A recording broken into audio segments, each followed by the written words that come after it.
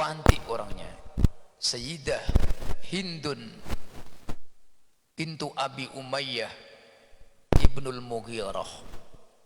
Jadi ajmalun nisa'i fi Makkah, orang Arab lagi Pak, cerdas, sopan. Walaupun dia belum masuk Islam pada waktu itu, mashuratun, dia dikenal sebagai perempuan yang baik, dari keluarga yang baik, keluarga yang terpandang. Min zu'ama'i Quraisyin, dan beliau juga Quraisy, sama dengan Nabi yang mulia sallallahu alaihi wasallam. Ummu Salamah Hindun bintu Abi Umayyah ibnul Mughirah bin Abdullah bin Amr bin Makhzum bin Yaqbah bin Murrah bin Ka'ab. Datuknya beliau ketemu dengan datuknya Rasul itu di Sayyidina Murrah bin Ka'ab bin Lu'ay bin Ghalib bin Fikhr sampai kepada Nabiullah Ismail alaihi salam. Abu Salamah Abdullah bin Abdul Asad Al-Mahzumi huwa Quraisyun, beliau juga orang Quraisy. Ibnu Ammatir Rasul Barrah bintu Abdul Muttalib. Adapun Abu Salamah nasabnya sama dengan Rasulullah, tetapi dari jalur ibu, Abdullah bin Abdul Asad. Jadi Abu Salamah ini anak dari bibinya Rasulullah, Barrah bintu Abdul Muttalib. Jadi sepupu Pak. Abu Salamah itu sepupunya Rasulullah dari jalur ayahandanya. Jadi Sayyidina Abdullah anaknya Abdul Muttalib. Nah Sayyidina Abdullah bin Abdul Asad itu anak perempuannya Barrah, sama-sama cucunya Abdul Muttalib. Jadi kalau Rasulullah dari Sayyidina Abdullah, kalau Sayyidina Abdullah bin Abdul Asad itu dari Sayyidah Barrah bintu Abdul Muttalib. Nah kemudian wakana Abu Umayyah Pak. Jadi Ummu Salamah ini terkenal dari keluarga yang terpandang, keluarga yang baik, orang yang kaya raya dan dermawan Pak. Jadi Abu Umayyah ayahandanya Sayyidah Ummul Mukminin Hindun atau yang dikenal dengan Ummu Salamah ini orang yang paling terkenal dengan kedermawaannya. Sampai-sampai Abu Umayyah ini dijuluki oleh orang Arab dengan sebutan Zadur Raqib. Jadi orang Arab itu kalau sudah dikatakan Zadur Raqib itu termasuk orang yang paling dermawan Pak. Kenapa ayahanda Ummu Salamah dikenal dengan Zadur Raqib? Karena kalau mengadakan safar yang lain itu pokoknya terima bersih aja Pak. Itu Abu Umayyah ayahandanya Sayyidah Ummu Salamah itu orangnya kalau mau ngajak bepergian begitu safar, yang lain tinggal bawa baju doang, perbekalannya, kendaraannya itu semua ditanggung oleh Abu Umayyah, maka dikatakan Zadur Raqib. Jadi kalau ada orang ngajak jalan, Pak Ustadz barilang yuk, bapaknya begitu, oke. Pak Ustadz tak usah bawa apa-apa, udah ready kami. Nah itu Zadur Raqib namanya Pak. Nah begitu Pak. Jadi saya nggak perlu bawa apa-apa. Mancing Pak Ustadz, oke, nggak usah bawa pancing, pancing udah siap, ready. Itu Zadur Raqib namanya Pak. Ini serius ini Pak. Pak Ketua telepon saya nih, Pak Ustadz di mana Pak Kiai? Ya oke. Tak usah bawa apa-apa, bawa baju doang sama ember. Nah, itu Zadur Raqib, persis ayahandanya Ummu Salamah. Orang Arab itu kalau diajak Abu Umayyah ke Sam yuk, ke Syria. Oke, berapa hari? 1 bulan. Bro, saya bawa apa? Lu kagak usah bawa apa-apa, gua yang nanggung, PP pulang pergi. Oh gitu, Pak. Kapan kita ke Padang? Ah begitu. Pak Ustadz bawa baju aja, tiket kami siapkan, sepeda kewes kami siapkan. Itu Zadur Rokib namanya. Nah, di Al Munawwar ini banyak Zadur Rokib ini. Kapan kita maji? Habis lebaran kan? Oke lah kalau begitu, Pak. Jadi Ummu Salamah bintu Abi Umayyah. Orangnya cerdas, cantik rupawan. Sebelum dia masuk Islam sudah terkenal kebaikannya. Bukan ahlul fakhisah, bukan perempuan yang murahan, bukan perempuan yang suka disentuh oleh laki-laki. Bahkan beliau ini terkenal dalam karakteristiknya perempuan yang begitu setia terhadap pasangannya. Itu Ummu Salamah. Lamma tazawwajat, ketika beliau dinikah oleh Abdullah bin Abdul Asad atau yang dikenal dengan Abu Salamah Al-Makhzumi. Sayyidah Ummu Salamah ini perempuan yang begitu kuat cintanya kepada suami, Pak. Kalau zaman sekarang boleh dikatakan tipologi setelnya perempuan yang tak bisa pisah sama suami. Kemana suami pergi dia nak ikut. Itu Ummu Salamah, Pak. Dia tak mau sekejap pun tak memandang suaminya, tak mau dia sekejap pun berpisah daripada suaminya. Suami kemana dia ikut kemana. Itu Ummu Salamah, Pak. Ada istri yang model begitu, Pak, sekarang, Pak. Bang, nak kemana? Nagoya? Ikut. Jom? Ikut dia hamba Allah. Bang, nak mana? Barelang? Ikut. Ayo, jom ikut kita. Abang, nak kemana? Mancing? Ikut. Ayo jom ikut. Suami istri mancing, suami pegang tegek, istri pegang keranjangnya. Oh itu, Pak. Ini Ummu Salamah. Kemana Abu Salamah pergi dia tak ingin ditinggalkan di rumah, saking cintanya kepada suaminya. Abang nak kemana? Sholat Jumat? Ikut. Jom. Ibu-ibu ada yang seperti itu, Bu? Halo, ada yang begitu, Bu? Suami pergi kemana dia ikut kemana. Ya mana? Tak ada lah. Ustaz telpon tadi nak ngajak duduk di kedai kopi, ikut. Bapak kalau punya istri seperti itu seneng apa risih, Pak? Saya tanya nih Bapak.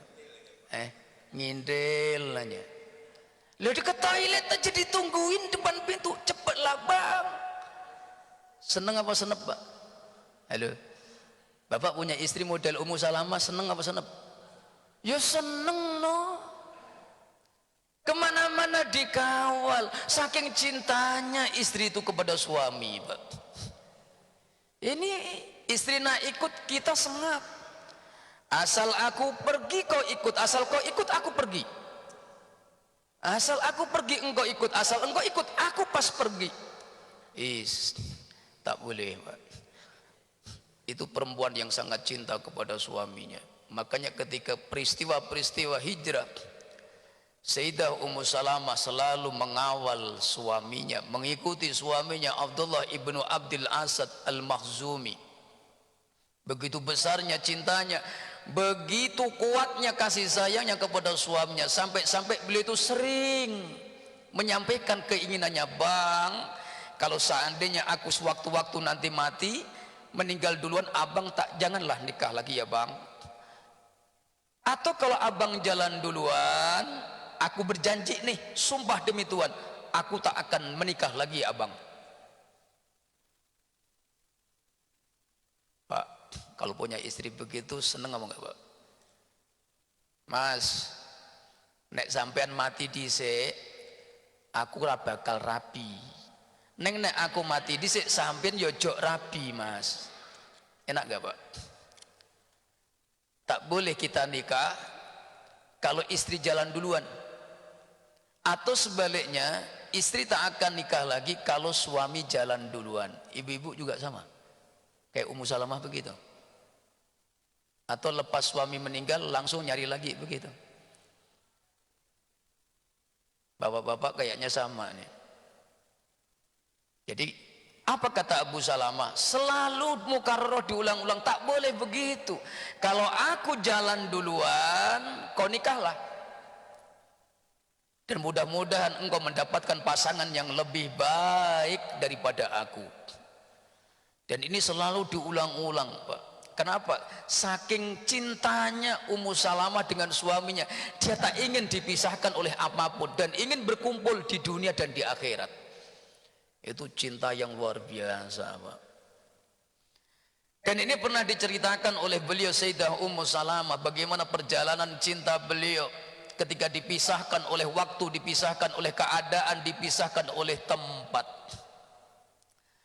Lama ketika Rasulullah sallallahu alaihi wasallam beliau sudah diutus menjadi nabiyan wa rasulan, maka beliau termasuk 10 orang pertama setelah itu yang masuk Islam, Pak.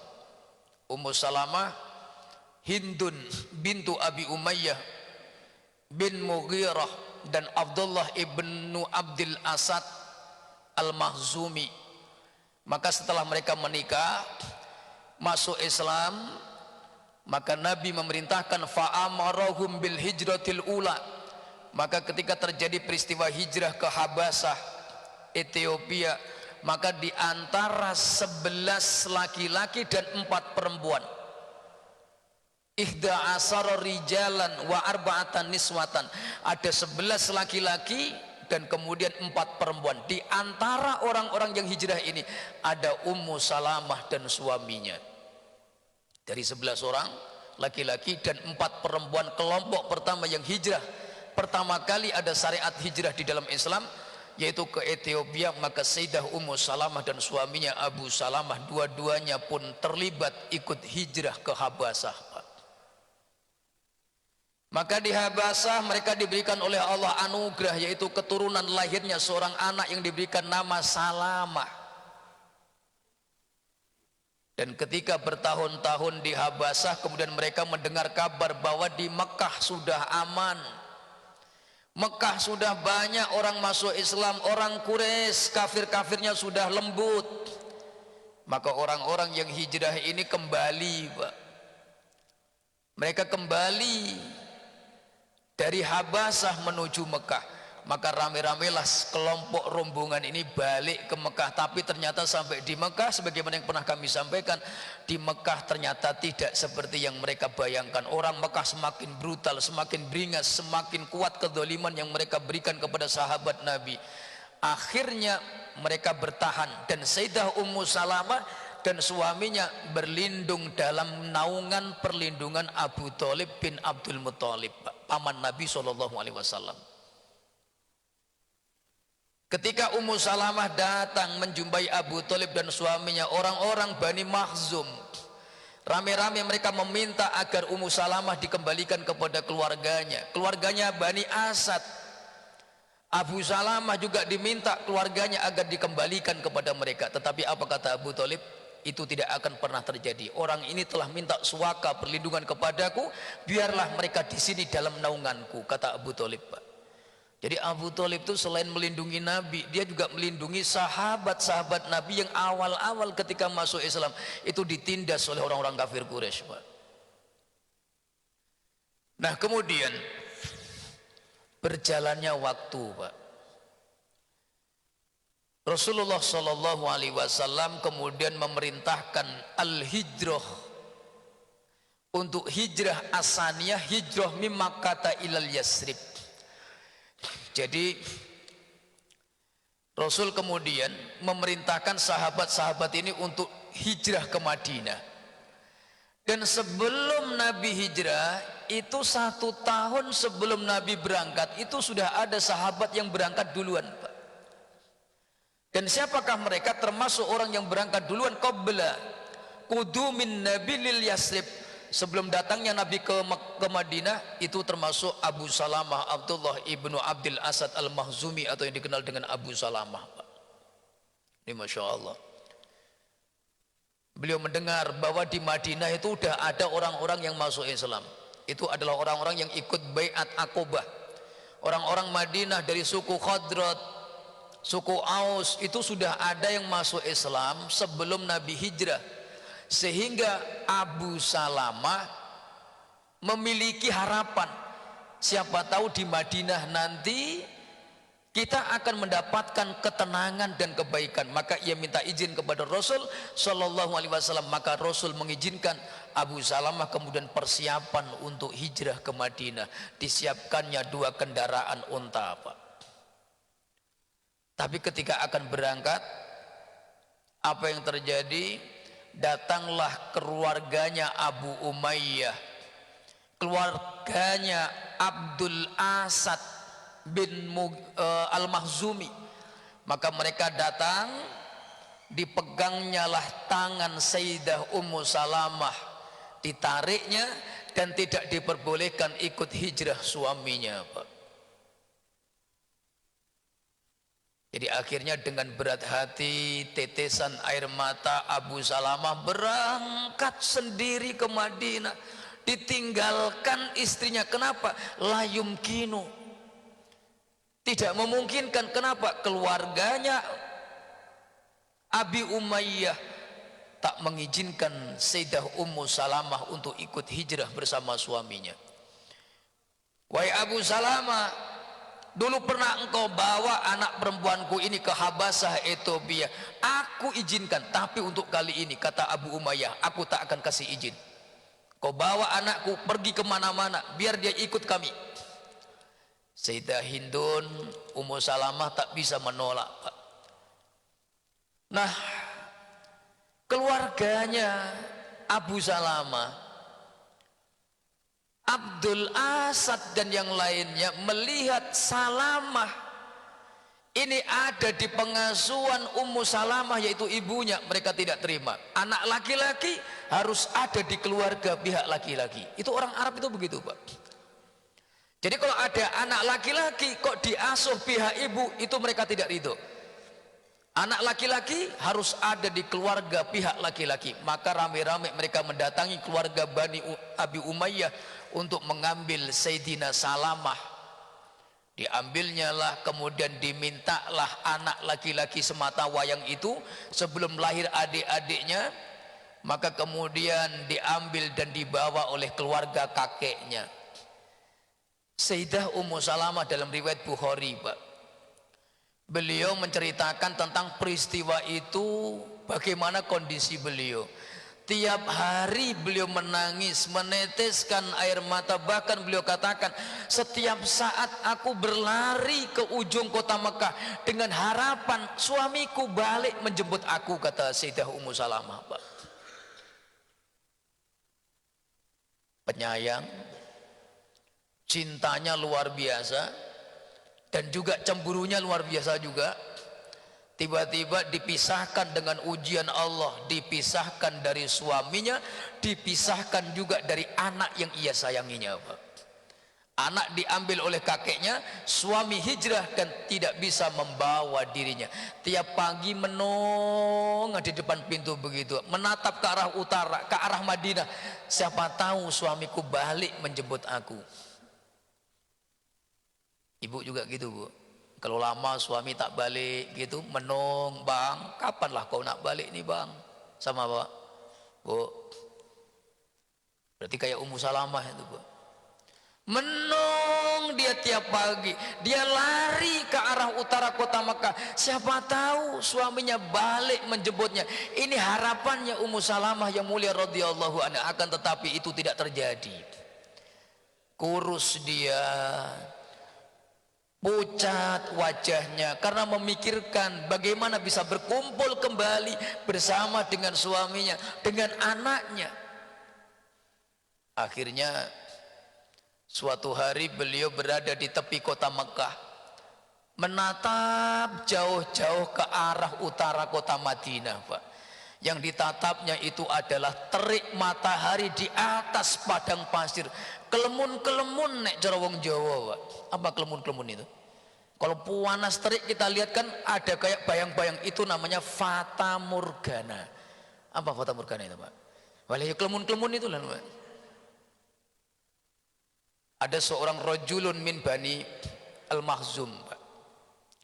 Ada laki-laki dari keluarganya yang tiba-tiba yurakibuha, mengawasinya. Sebetulnya apa sih yang dilakukan oleh anak perempuan saudaraku ini? Diawasin dia, diperhatikannya lah dia ini, maka kemudian tersentuh hatinya. Sampai segininya saudaraku ini mencintai suaminya, ingin bersama dengan keluarganya. Akhirnya balik musyawarah, kita izinkan aja anak kita ini Ummu Salamah untuk berkumpul dengan suaminya. Maka diizinkanlah Sayyidah Ummu Salamah untuk berangkat menuju kota Madinah, dan kemudian ia berangkat menuju kakeknya, mertuanya. Diambillah Salamah, digendongnya, disiapkannya kendaraan onta itu, dan itu sendirian, Pak. Berjalan di tengah gurun, bebatuan, panas terik di siang hari, malam hari dingin mencekam. Itu beliau berangkat, tidak ada rofikon kawannya, Pak, sendiri. Saking inginnya hijrah, bertemu dengan suaminya, berkumpul beribadah dengan suaminya, Pak. Dia buat sekedup itu, dan ini pertama kali perempuan yang hijrah ditempatkan di sekedup. Onta itu ada tempatnya begitu, ada kainnya, nah itu namanya sekedup. Dan beliau gendong anak bayi yang masih kecil, beliau berangkat, dan itu tidak ada kawan satupun, Pak. 400 km lebih, 500 km kurang, Mekah Madinah, Pak. Sendiri, Pak. Coba. Ini kalau nggak perempuan hebat nggak mungkin, Pak. Kalau bukan karena kekuatan iman yang begitu dahsyat, tidak mungkin seorang perempuan dia menembus panasnya terik padang pasir, menembus gelapnya malam. Kalau zaman sekarang main apa? Mekah Madinah itu pinggir jalan kayak di Batam ini, Pak. Mau jalan malam sendiri pun la ba'sa wala haraj. Kalau zaman dulu gelap, sunyi, padang pasir, hewan buas. Nah, di pertengahan jalan fi asna'i safariha, di tengah perjalanan beliau kemudian bertemu dengan rajulun, seorang laki-laki yang baik. Ditengoknya dia pernah mengenal perempuan itu, dan dia tahu kalau itu adalah Ummu Salamah. Maka dikawallah, dia menawarkan diri untuk mengawal, dan itu jaraknya pun jauh, Pak. Posisi rajulun laki-laki ini ketika mengantarkan Ummu Salamah di tengah perjalanan itu pun jaraknya jauh, nggak sempat ngobrol, bercanda itu nggak ada, Pak. Zaman dulu itu begitu. Orang kalau sudah masuk Islam itu bukan mahram, itu menjaganya dari jauh, sejauh mata memandang. Asal dia nampak, maka itulah cara mengikutinya. Nggak langsung beriringan. Kok sendirian atau bude? Nggak gitu, Pak. Itu zaman sekarang. Sambil ngobrol, lu sampai kok tega atau dinjarni dewan? Itu zaman sekarang, Pak. Zaman dulu mana berani, Pak, kalau bukan mahramnya. Makanya mereka maksumah, terjaga, pandangannya terjaga, kemaluannya terjaga. Karena apa? Mereka tuh tidak menyukai al-ikhtilat, bercampurnya antara laki-laki dan perempuan yang bukan mahram, yang menyendiri, ikhtilat, khalwah. Ini laki-laki dan perempuan sendirian. Maka rajulun min ashabin Nabi ini, laki-laki ini mengawasinya dari jarak yang jauh. Kemudian disampaikannya lah ia ke Madinah. Kemudian dikatakan kepada Sayyidah Ummu Salamah, ya Umma Salamata, kau turunlah ke kampung itu, dan aku cukup sampai di sini. Suamimu ada di situ, tepatnya di kampung Kuba, Pak. Bertemulah Sayyidah Ummu Salamah dengan suaminya. Kembali mereka bersuka cita, maka lahirlah 3 anak lagi dari rahimnya Sayyidah Ummu Salamah. Maka mereka memiliki anak 4, Pak. Jadi Salamah itu yang pertama. Nah, kemudian apa yang bisa kita lihat keterangan dari keterangan para ulama ahli sejarah? Akhdul ibrah, pelajaran yang bisa kita ambil adalah perjuangan, kesungguhan, keimanan seorang perempuan yang namanya Ummu Salamah dan suaminya Abu Salamah, Pak. Hatta Abu Salamah ini termasuk orang yang ikut berjihad di jalan Allah. Perang Badar beliau ikut, peperangan yang lain juga ikut, termasuk perang Uhud. di mana umat Islam mendapat kekalahan pada waktu itu, dan Sayyidina Abi Salamah mendapatkan al-jarh, luka yang begitu banyak, Pak. Dan luka itulah yang menjadikan sababu wafatih, yang menjadikan sebab wafatnya beliau Sayyidina Abdullah bin Abdul Asad al-Makhzumi, atau yang dikenal dengan Abu Salamah. Dua orang yang membersamai kehidupan Rasulullah, membersamai perjuangan Rasulullah. Maka ketika Sayyidina Abu Salamah wafat, Ummu Salamah pun menjanda, Pak. Perempuan yang soleha, perempuan yang cerdas, perempuan yang ligat, perempuan yang masih terjaga kecantikannya, dilamar sama Sayyidina Abu Bakar, Pak. Ditolak sama dia, Pak. Suruh balik Sayyidina Abu Bakar. Sayyidina Abu Bakar mundur. Oh, enggak level, bukan kelas saya ini. Datang Sayyidina Umar.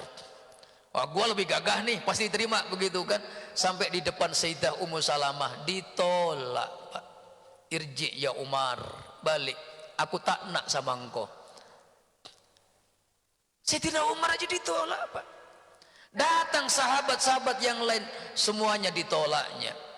Sampai kemudian turun perintah, Allah memerintahkan kepada Rasulullah untuk meminangnya, kemudian untuk menikahinya. Jadilah Ummu Salamah bagian min ummahatil mukminin, termasuk daripada Ummul Mukminin radhiyallahu anha.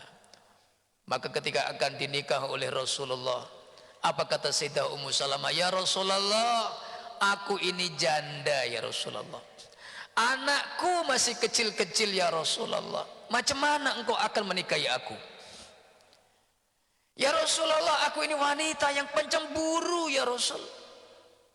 Macam mana engkau akan menikahi aku? Dan ini dijawab oleh Nabi SAW, ya Ummu Salamah, Allah yang akan meredam sifat cemburumu, Allah yang akan mencukupkan anak-anakmu. Maka menikahlah Rasul dengan Ummu Salamah atau Hindun bintu Abi Umayyah bin Mughirah al-Makhzumi radhiyallahu anha.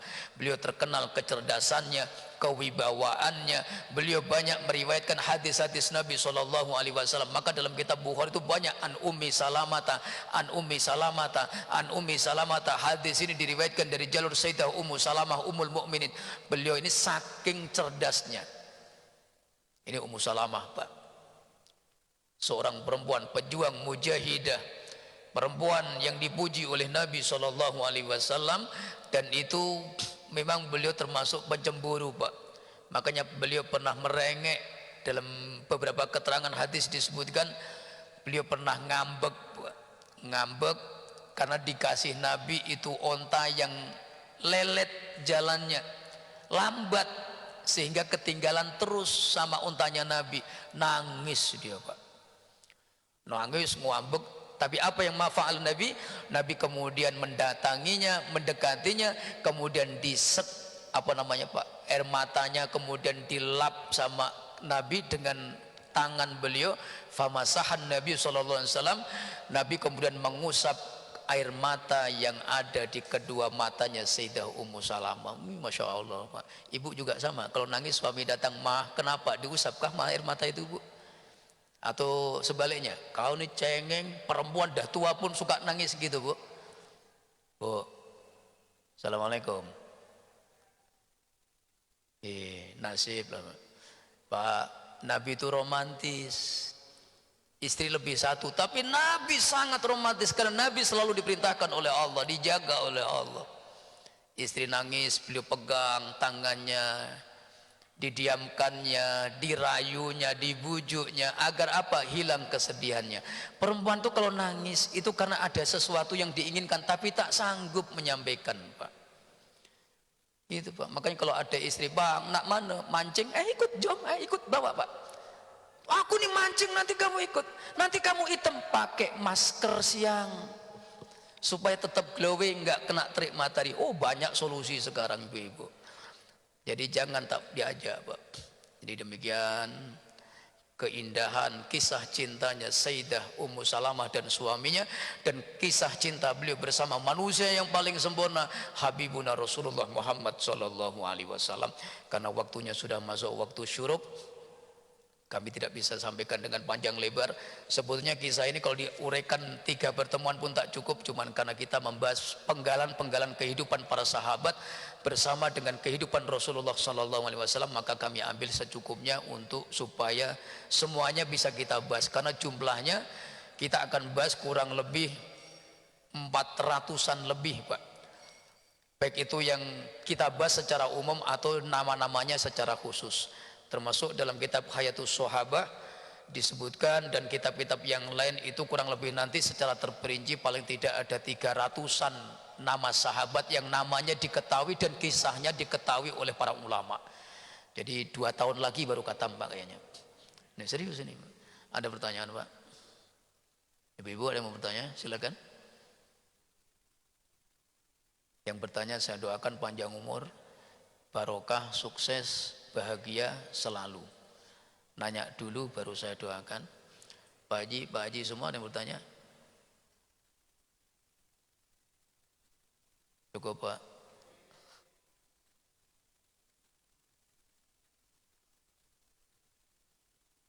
Ibu-ibu serius nih, tak mau bertanya? Jangan pula nanti saya keluar dari masjid, ibu-ibu ngejar saya, Pak Ustadz duduk sebentar boleh? Ah, boleh. Di sini tak bertanya, di luar bertanya, tak masalah, yang penting bertanya juga. Baik, karena sudah masuk waktu suruknya, kita tutup dengan doa kifaratul majelis. Subhanakallah wa bihamdika asyhadu an la ilaha illa anta astaghfiruka wa atubu ilaik. Bila taufiq wal hidayah. Assalamualaikum warahmatullahi wabarakatuh.